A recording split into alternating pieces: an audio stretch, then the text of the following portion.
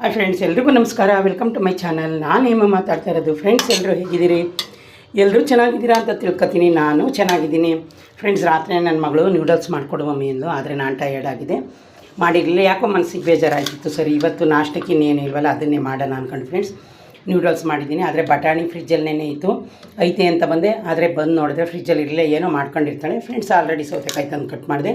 ಈಗ ನೋಡಿ, ನಾನು ರೈಸ್ ಆಲ್ರೆಡಿ ಮಾಡ್ಕೊಂಡಿದ್ದೀನಿ ಮಧ್ಯಾಹ್ನಕ್ಕೆ ಫ್ರೆಂಡ್ಸ್. ಹಿಂಗೆ ನಿಮಗೆ ಗೊತ್ತು, ನೆನ್ನೆದು ಬೇಳೆ ಸಾರು ಇನ್ನು ಇಷ್ಟಿತ್ತು, ಅದೇನು ಪೇಸ್ಟ್ ಮಾಡೋದು. ಮಧ್ಯಾಹ್ನ ನಾನು ಅದನ್ನೇ ತೊಗೊಂಡೋಗ್ತೀನಿ.